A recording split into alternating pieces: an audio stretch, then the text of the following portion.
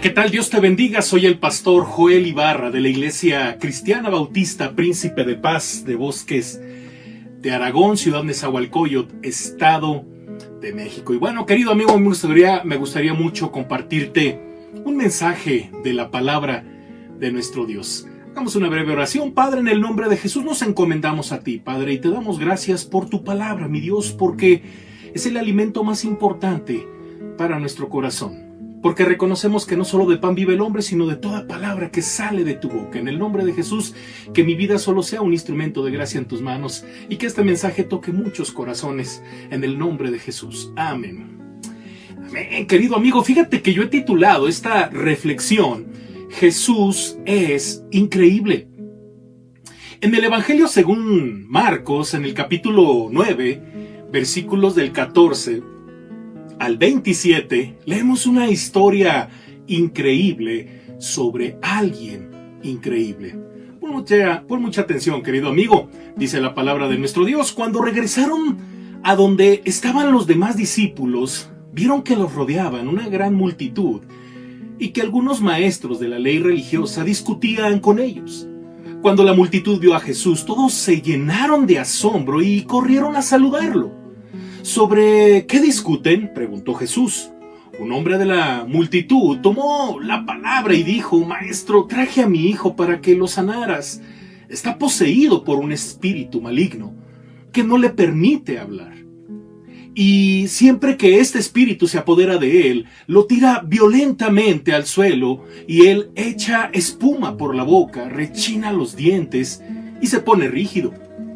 Así que les pedí a tus discípulos que echaran fuera al espíritu maligno, pero no pudieron hacerlo.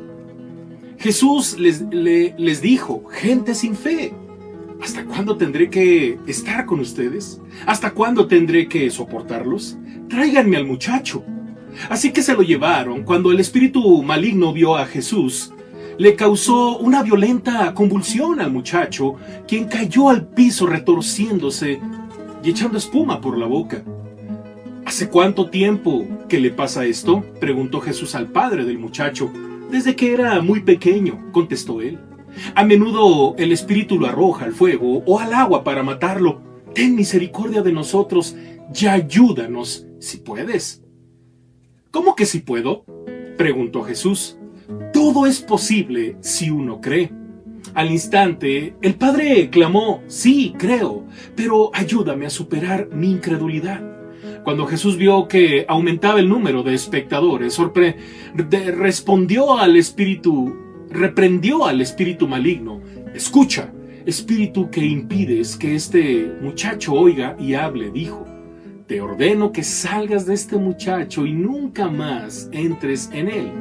Entonces el espíritu gritó, le causó otra convulsión violenta al muchacho y salió de él. El muchacho quedó como muerto. Un murmullo recorrió la multitud. Está muerto, decía la gente. Pero Jesús lo tomó de la mano, lo levantó y el muchacho se puso de pie. Fíjate que, tomando en cuenta lo que implica entender esta historia, Jesús regresaba con Pedro, con Juan y con Jacob de un tiempo a solas en oración.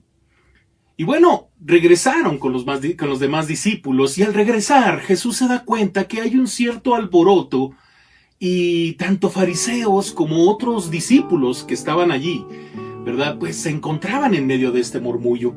Al preguntar a Jesús lo que sucedía, se dio cuenta que había un asunto espiritualmente y físicamente imposible de creer. En la escena bíblica observamos algunas cosas interesantes. Número 1, vemos a un padre de familia desesperado por la situación espiritual y física de su hijo. Maestro, traje a mi hijo para que lo sanaras. Está poseído por un espíritu maligno y no le permite hablar. También observamos que, a unos discípulos de Jesús que no podían sanar al muchacho.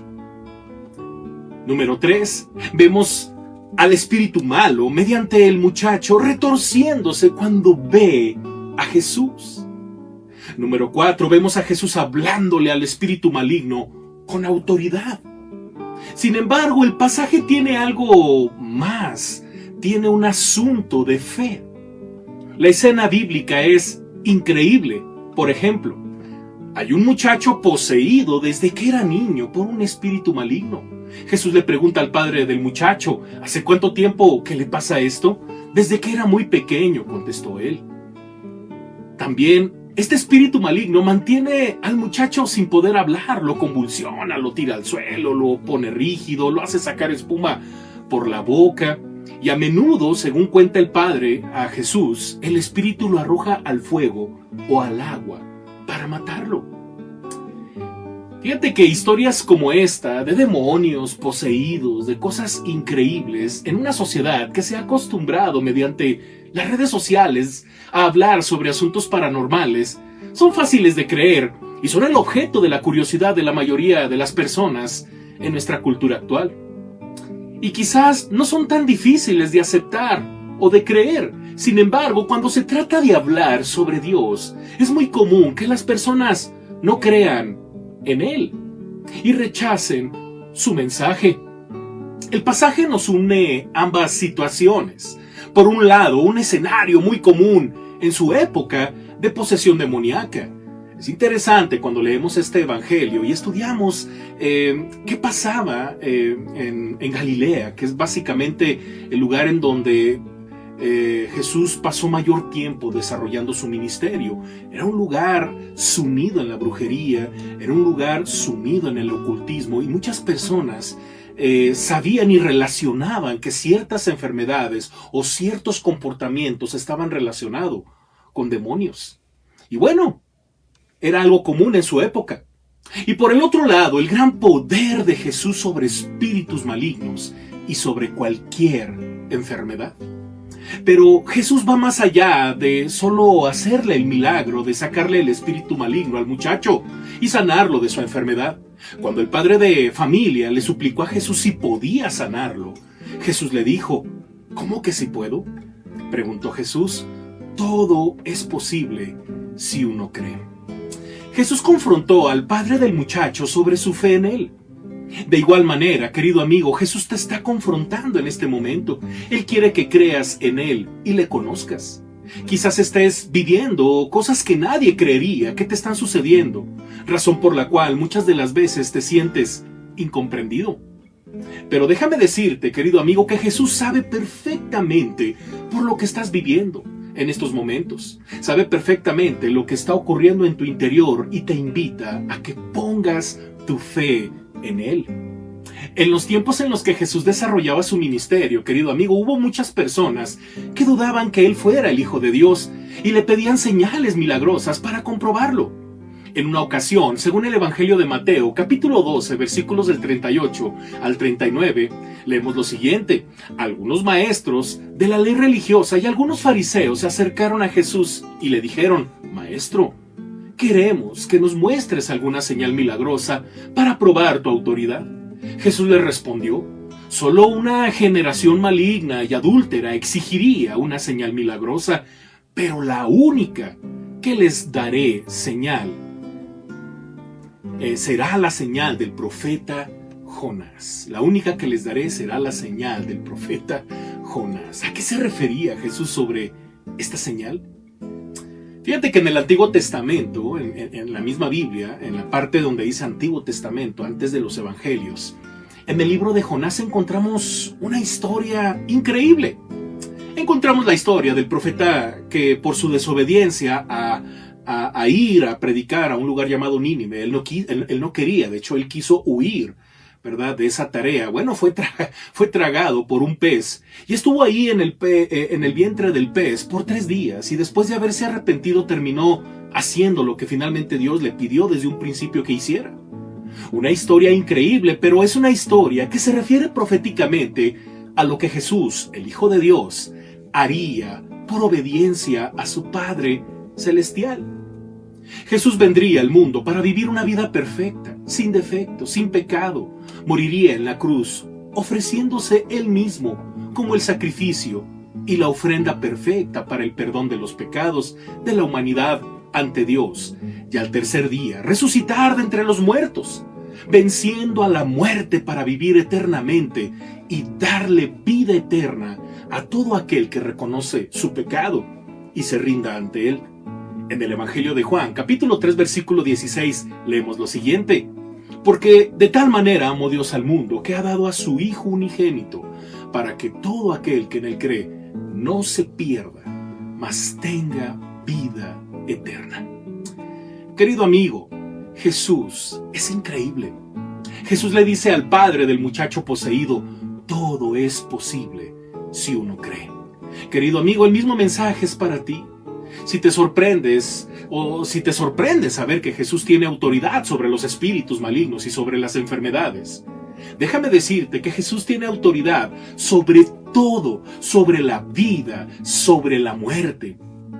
Y poner tu fe en Él te permite creer hasta lo imposible. ¿Por qué no oramos, querido amigo? ¿Por qué no oramos a Dios en el nombre de Jesús en este momento? Y si somos honestos con Dios, como lo fue el padre de familia que le pidió a Jesús que le ayudara en su incredulidad, y le pides perdón a Dios por tus pecados y le entregas tu corazón, reconociendo que crees que Jesús resucitó y que Él vive, querido amigo. La Biblia dice en Romanos 19 que si confesares con tu boca que Jesús es el Señor y creyeres en tu corazón que Dios le levantó de los muertos, serás salvo. ¿Te gustaría orar? Cierra tus ojos. Padre, gracias te damos por este breve mensaje, Padre, pero es un mensaje poderoso en donde vemos a tu Hijo Jesucristo obedientemente, Padre, haciendo tu voluntad. Gracias porque su sacrificio, su vida, muerte y resurrección nos da vida a nosotros. Gracias, Padre, porque en Cristo tenemos salvación y vida eterna. Creemos en ese poderoso mensaje. Creemos, Padre, en esa maravillosa obra de obediencia de nuestro Señor Jesucristo. Queremos creer, Padre, siempre y seguirte en fe en Jesucristo. Yo te ruego por todo corazón que ha escuchado este mensaje y que en estos momentos reconoce su vulnerabilidad, su pecado. Reconoce que te ha fallado, que no te ha seguido. Pero gracias a este mensaje, abre su corazón para recibir a Jesús como su Señor y su Salvador. Padre, lo ponemos en tus manos y te damos la honra y la gloria en el nombre de Jesús. Amén. Amén, querido amigo. Y bueno, Dios te bendiga. Si es la primera vez que nos escuchas, te invito a que te suscribas a nuestros canales. Tenemos 2 canales, uno en YouTube, otro en Facebook. Y nos vas a encontrar como Príncipe de Paz, Bosques de Aragón, ¿verdad? Y bueno, pues estamos para servirte. Un fuerte abrazo. Hasta la próxima. Bye.